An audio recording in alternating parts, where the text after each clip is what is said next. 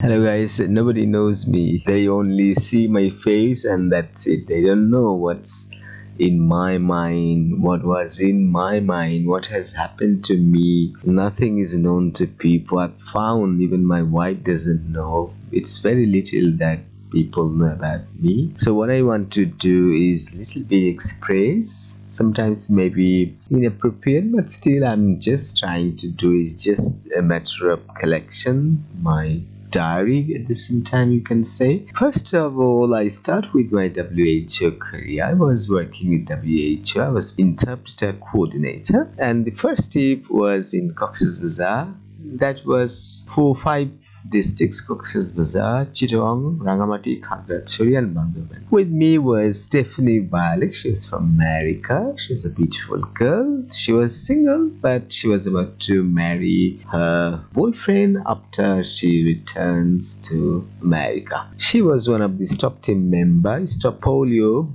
by 2005 from Bangladesh. That was the program, WHO program. It was a little bit external program. These people from America, mostly from CDC, Center for Disease Control and Prevention, they came to Bangladesh. One team came here for 3 months and I was the interpreter coordinator. I used to arrange party meetings. I used to translate. I used to interpret. When they presented something before the audience, I used to simultaneously translate it. Things like that. When somebody was speaking Bangla, I used to whisper at their ears. Sometimes even I write things so that they can understand. Even I took them to cinema halls just to understand the Bangladeshi culture. There I really spent very happy time with them. It was fun, really exciting. They were for 3 months here in Bangladesh, and when that team left Bangladesh, another team came. But by that time, I used to work with the coordinator. Alice Pope was the American lady. She was the coordinator. I had really good terms with her. I was the interpreter coordinator for Bangladeshi friends, and she was coordinator for the top team members, mainly from CDC Atlanta. The time was the best time.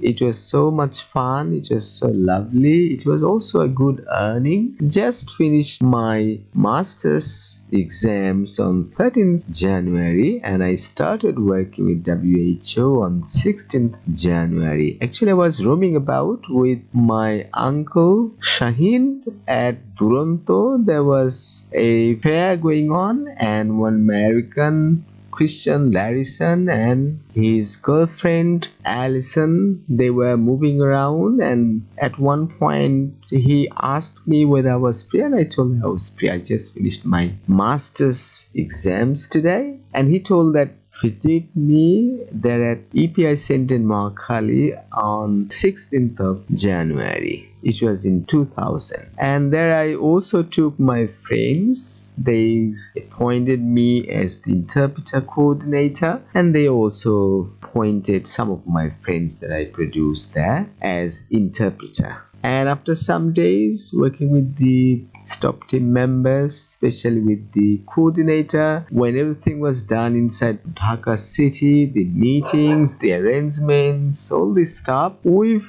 had to find out which partner we would choose to interpret for. They were actually the coordinator and 6 or 7 other members in that group. And as was interpreter coordinator, I did not choose who I'd like to go with. They usually chose. So Stephanie Bialik chose me, and the spot, the places were very nice. I already told you that's Chittagong, Coxs Bazaar, Rangamati, Kagratchuri, Bandarban. You know, Bangladeshi people know it very well. The best tourist attractions there in these 5 districts, and I had very nice time with them. And up to the end of the program for 3 months, we found that we had traveled 14,000 kilometers. That was a very long distance. Every day we used to go to a district and came back to Chittagong, and for some nights we came back to Coxs Bazaar. When I was in Coxs Bazaar, I felt much better than in Chittagong. There you have the sea beach, the best sea beach, 55 kilometers along the Bay of Bengal. There's a beautiful sea beach. It's really fascinating, very lovely, very panoramic. Everywhere it's enjoyable. Everybody knows. At the time, the people were not many. Nowadays, people gather throng to that beach much more. Even when the coronavirus was going on, people were still visiting the places there at Cox's. And I remember one hotel, Hotel Shagalgao. It was very close to the sea beach, and opposite the road was a hotel. There we had a kind of rice that's not usually eaten everywhere. It's just for people in Chittagong, Cox's Bazar, like that. In Bangla, Atop Chal, and we had fried beef. It was so fascinating, very nice. When you have the Eid al-Azha, there you have this meat a lot, and you bake and bake and bake, and at one point it gets black and it tastes very sweet. So there you have every time they have a special way to bake beef. It was delicious, so it was fascinating. I felt very nice there. And after I finished with lunch, I came back to the hotel, and downstairs I used to drink Coca-Cola, Pepsi. It was really tasty. I used to put my legs on the table, little table stool, and I sat on the chair with cushion. And in the hotel, I was the king, because I was working with American lady with WHO. It was fascinating. It was so marvelous. It was so enjoyable. The vehicle was also very rich. Nissan petrol, different brands, Pajero, very good vehicles. Just the driver, the American lady, and me. It was really fascinating. So there I spent a very good time for sure. In the beginning, I was afraid. They were saying that I couldn't translate. The area people spoke a very difficult dialect. But I later found that it was quite easy. In the beginning, it was a little bit difficult, but you understand to interpret the similar words, the similar ideas, the similar discussions, the similar stories were told. So it was not that difficult to translate. And when she was outside to have interviews, whether the people were under 5 vaccinated or not, and the similar questions she asked and the similar answers they had, that's why it was not difficult to understand and interpret. And in the meeting, people were using standard Bangla, Muslim cases, dialects, but in most cases the people were speaking standard Bangla. It was not difficult to translate for the lady, and when she presented, it was not that difficult, as it was the first time I was translating simultaneously. She just spoke and I spoke, translated in English.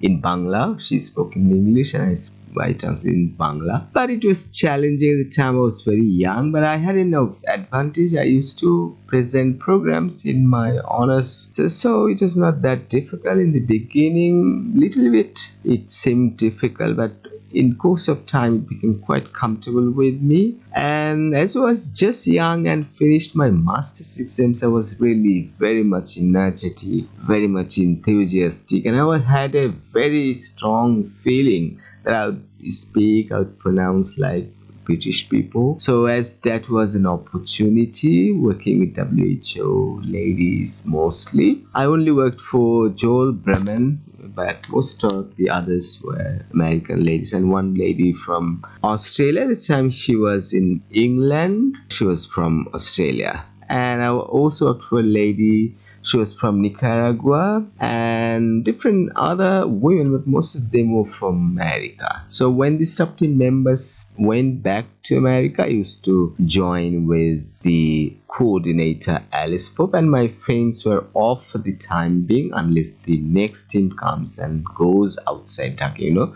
When the team members come to Dhaka, I work with Alice Pope, the coordinator for the American side, WHO side, because there were meetings, there were food arrangements, there were different things, and in the meeting I used to have running errands, and just I was a little bit handy. I just cooperated anything they wanted me. One story I just remember, one lady from in India, her name is Ritu. I was confused. One day she told me, "Hey Chad, I have written my name Ritu Srivastava in Bangla. Do you find anything wrong with it?" And I was surprised. Why? You are Bangladeshi.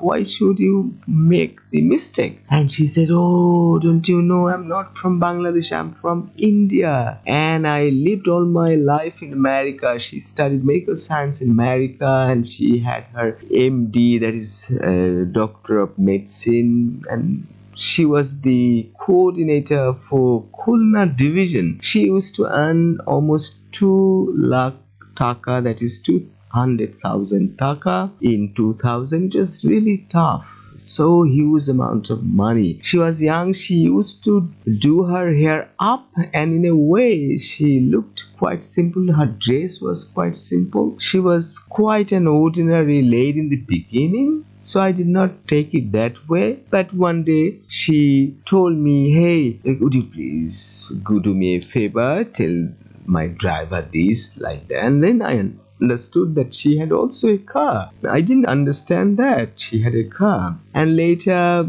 one by one, I understood that she was the most important lady there. Even Alice Pope was, compared to her position, she was, Ritu Srivastava was better because she was the coordinator for the whole Khulna division, and her salary was almost 200,000 taka per month. Compared to Alice Pope, she was even stronger. Later, I was also interpreter of that lady, Ritu Srivastava. So every way I had very fascinating time. I used to earn, it was not that much money, but at the time it was much more money. It was 800 taka per day, and as I was the interpreter coordinator, I did not have off day. I usually had even 7 days a week, so it means 28 days in a month I was paid. So it was kind of 20 to 23,000 taka. It was huge at the time. I just finished my master's program. It was in 2000. You understand,